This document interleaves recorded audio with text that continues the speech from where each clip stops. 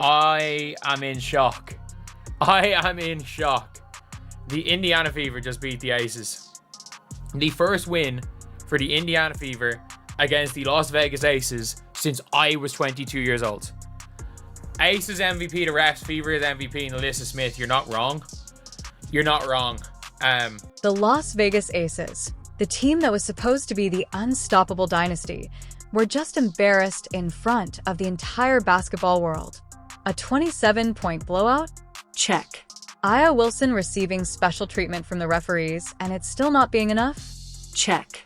Chelsea Gray contributing absolutely nothing while fans continue to claim she's better than Caitlin Clark? Big check. While Aya Wilson was out there grabbing players from over their heads and getting away with it, a team in Indianapolis was preparing to show her what real basketball actually looks like. Aja Whistle Wilson. My God, you see how many free throws that lady had? Oh my God, on the stat sheet she had basically 30 points, but all the free throws this woman got, man, they tried their best to keep the Aces in the game, man, but it didn't matter. It didn't matter, man. They destroyed the Aces. About freaking time the Fever finally beats the Aces, man, and without Caitlin Clark. The 81-54 beatdown the Indiana Fever handed the Las Vegas Aces wasn't just a loss, it was a statement. And that statement was impossible to miss. No amount of favorable officiating, no amount of Aya Wilson heroics, and no amount of legacy bias can save a team when the opponent shows up to play disciplined. Team first, real basketball. This was a big win for the Fever because the Aces were the only team that they had not won at least one game to last season, meaning the Aces swept the Fever last season. They actually haven't won a game against the Aces in 16 games. And they did it without Caitlin Clark. This team is crazy. They are beating the #1 team in the league first. And then they go and beat the Aces, who they haven't won to in 16 games. And they did it without Caitlin Clark, which is just a testament to how this team is finally developing a rhythm. Now, let's talk about what happened in the third quarter, because this is where things really got spicy. Lexi Hull, a player who has been quietly putting in serious work all season, boxed out Aya Wilson perfectly. Clean positioning. Textbook fundamentals. She secured the rebound exactly the way you're taught from day one in basketball. But then Aya Wilson came flying in from behind, reaching over Hull's head and grabbing the ball in what should have been the most obvious over-the-back foul imaginable. Amount of times, Aja Wilson, she got a favorable whistle in the second half, but it is what it is. Superstars get the whistle. Unless your name is, 29 points for Aja Wilson. 3 boards, 3 personal fouls, 3 turnovers, 9 for 18 from the field, 11 for 13 from the free throw line. Look at the rest of her team. 2 points, 2 points, 2 points, 6 points, 0 points, 4 points, 2 points, 3 points. Dana Evans, 1 for 10, Dana Evans. Oh my goodness. Any basketball fan who's watched the game for more than 5 minutes knows exactly what that call should have been. Over the back. Indiana ball. End of discussion.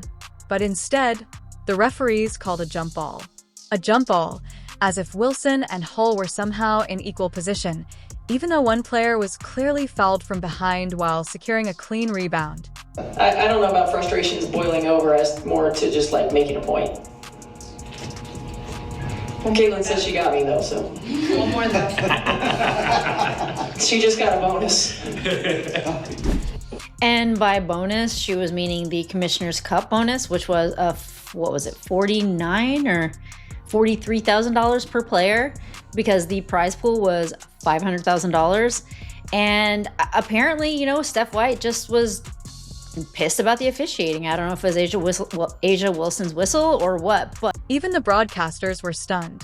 You could hear the confusion in their voices as they tried to process what had just happened in real time. The contact was far too obvious for this to be treated as a 50-50 situation. And yet, somehow, the officials found a way to turn a clear foul into a neutral call, one that conveniently benefited the player who committed the violation. Like I said, the referees were starting to get on the side of the Aces. They were trying to wheel the Aces back in, and Lexi stepped in and sort of killed it. Kelsey Mitchell never took her foot off the gas tonight, by the way. This is the best thing I've seen from Stephanie White all season long. Right here, she was aggravated by the refs already, and in the fourth quarter, 5:35 left, Stephanie White lost her shit on the sideline. She lost her shit. And let me just play this right here. Roll it. Lost that lead late. And she's gonna. You see her just losing it up here, losing it. And she got teed up right there. And Caitlin Clark loved it. If you're enjoying this, make sure to subscribe. Now here's where the story gets beautiful. The Indiana Fever refused to let bad officiating slow them down. They absorbed the questionable call, stayed locked in, and then completely dismantled the Aces in a way that made every bad whistle irrelevant. Let's break down this destruction quarter by quarter, because what the Fever did to Las Vegas was nothing short of basketball poetry. In the first quarter, Indiana came out firing. They scored the first 6 points of the game and never looked back. By the end of the quarter, they led 21-14, and it was already clear this wasn't going to be the Aces' night. The Fever shot an impressive 52.9% from the field while holding Las Vegas to just 28.6%. They dominated the paint 16-4, sending an early message that they were going straight at the Aces where it hurt most. Put it on right here. You can see 24 points in the first half for the Aces. I mean, seriously, for the Aces. Points in the paint, 38-20. I mean, it was a dominant win by the Indiana Fever. The second quarter is where the Fever truly put their foot on the Aces' throats. Indiana outscored Las Vegas 25-10, shooting a ridiculous 81.8% from the field while the Aces managed only 23.5%. The Fever were a perfect 6 for 6 inside the paint, while Las Vegas could only convert 3 of 13 attempts. By halftime, the score was 46-24, and the game was essentially over. That questionable jump ball could have led to another Fever basket and pushed the lead even further. Instead, the officials handed Las Vegas a lifeline. The Aces had a chance to win the tip and potentially swing momentum. For a brief moment, it looked like the officiating might tilt things in favor of the defending champions right when they desperately needed help. Defense is playing phenomenal. Oh my God, it's night and day. I think that Commissioner's Cup gave them swag. Now they're swagging it out. I never seen Natasha Howard so aggressive in my life. This girl is beasting now all suddenly. She is beast moding right now.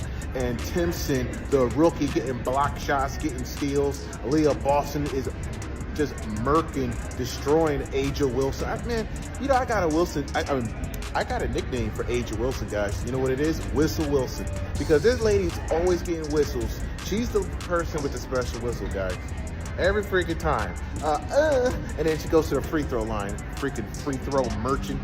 I think she's related to SGA. But anyway, she's not playing that great. This was a classic here we go again moment.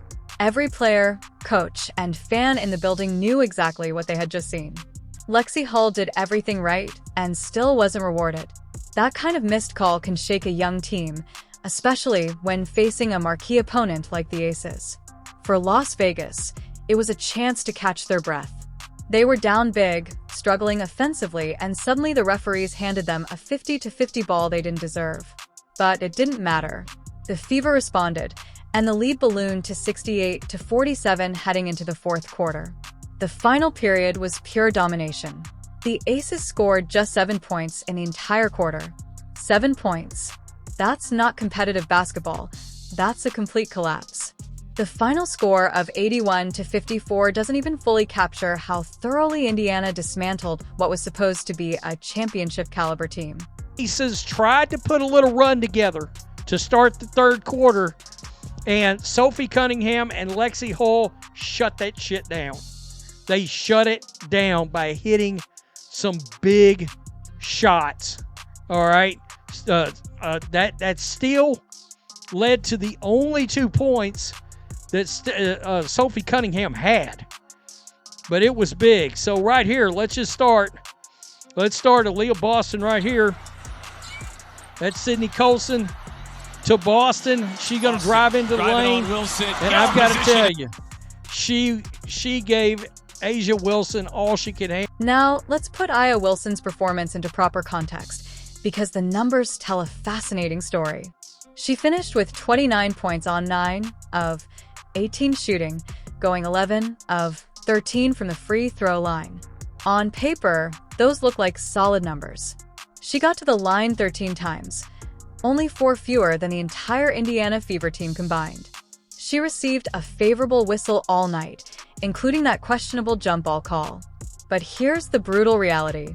Aya Wilson scored 29 points, and her team still lost by 27. Let that sink in. The so-called best player in the league had what many would call a strong statistical night, and it meant absolutely nothing because the rest of her team simply didn't show up. I never thought I'd say. Free Asia Wilson. Free her now. Not tomorrow, not next week, right now. I never thought I'd say this. If I'm Asia, I'm in that locker room, I'm stripping everybody if they A1s. I'm sure I didn't give y'all these free shoes and y'all gonna come out here and y'all can't even give me more than 5 points. None of y'all, where y'all at? Y'all can't help me out. I'm reigning MVP. I'm bringing y'all these champions. I took a pay cut for some of y'all to be here and you can't give me no points. Really, I'm over here, I have 25 points in the third quarter and you can't. After Wilson's 9-for-18 performance, the rest of the Las Vegas Aces shot just 7 for 43 from the field. That's a horrifying 16.3% shooting from everyone not named Aya Wilson. No other Aces player scored more than 6 points. On a team that's supposed to be loaded with championship-level depth, the MVP candidate was left playing one-on-one basketball. And speaking of supposed support, let's talk about Chelsea Gray, the player some people still claim is better than Caitlin Clark. Gray finished with 2 points on 1 of 3 shooting, along with 2 assists and 5 turnovers. 2 points. This is the veteran leader who's supposed to control the offense and elevate her teammates. Instead, she looked stuck in quicksand while the Fever's defense completely suffocated everything Las Vegas tried to do. When did Indiana Fever turn into the best defensive team in the NBA? When? I mean, after that celebration from the Commissioner's Cup, we all thought they were going to come out here a little bit hungover. I mean, their defensive prowess has gone up 100%. In the first half, we have Aces down 22 points. We have only beaten Las Vegas Aces 1 time in 9 years. For those who do not know that statistic, we've only beaten them once in 9 years. Their defense is impenetrable. We have 28 points in the paint for the second quarter. We are shooting 90% from the field in the second quarter. This is insane. Now compare that to what Caitlin Clark was doing from the sideline.